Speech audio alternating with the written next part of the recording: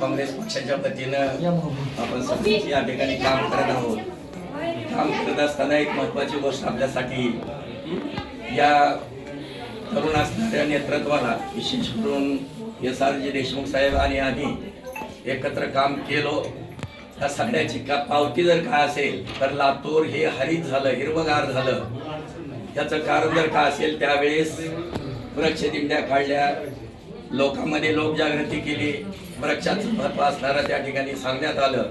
आणि या सगळ्या गोष्टीचा परिणाम लातूर उदास ओसाड दिसत होतं, पण त्याला हिरवा कलर आणायचं जर काम कोणी केलं असेल, आदरणीय दिलीपरावजी देशमुख साहेबांच्या आदेशाप्रमाणे आणि विशेष करून विलासराव देशमुख यांच्या दूरदृष्टीमुळं या लातूरला एक वेगळी आगळी असणारी, महत्वपूर्ण असणारी संस्काराची जी झालर लावण्यात आलेली आहे, त्याला कारण जर काय असेल तर नेतृत्व आहे.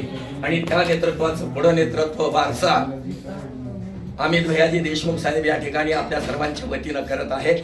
तेव्हा त्यांचं नेतृत्व कायम टिकलं पाहिजे.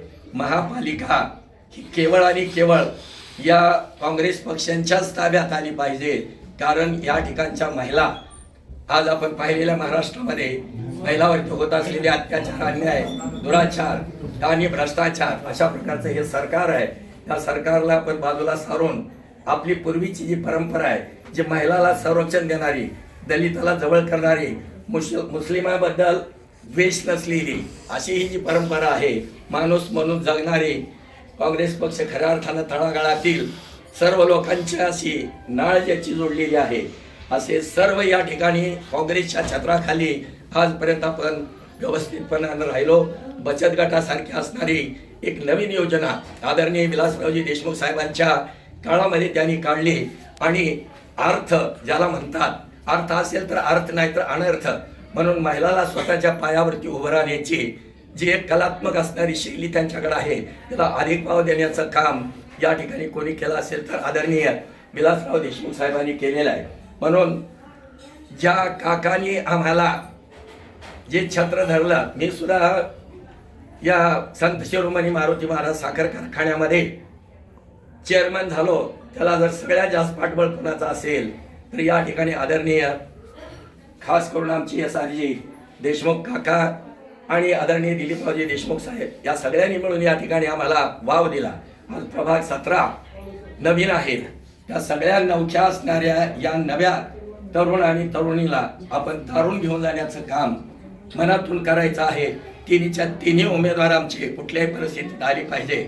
आणि विशेष करून 14 नंबर 14वी का चांद म्हटलं तर हे वेगळं होणार नाही. आणि म्हणून या चंद्राला देखील पौर्णिमा आणि तिचा आल्हाददायक असणारं जे शीतल चांदणं आहे, ते सर्व लोकांना विकासाच्या माध्यमातलं, कामाच्या माध्यमातलं या ठिकाणी कसं दाखवता येईल ते दाखवण्याचं काम आमचा हा तरुण गणेश, श्री गणेश आहे ज्याला म्हणतात, सर्व कामामध्ये गणेशाचं काम आपण बघितलेलं आहे. कुठल्याही मंगल कार्याच्या ठिकाणी गणेशाची अगोदर आरती, आता यांची आरती करून यांना आपण खुर्चीवर बसवायचं आहे आणि खुर्चीला न्याय देण्याचं काम गणेशकडून करून घ्यायचं. आणि हे काम आपण सगळ्यांनी मिळून करूया. या ठिकाणी सौभाग्यवती असणारे घोटाळे साक्षीजी घोटाळे आहेत, यांनी स्त्री असणारी देशमुख आहेत आणि आमचा गडगडल्याशिवाय राहणार नाही, कारण तरुण आहे. तेव्हा अशा पद्धतीने आपल्याला निवडून द्यायचं आहे.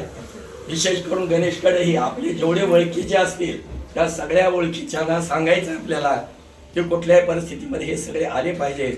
गणेशला पाठबळ देणं ही काळाची गरज आहे. छत्र त्यांचं गेलंय, पण छत्र आपल्या रूपाने कायम आहे हे निश्चित दाखवल्याशिवाय पर्याय नाही.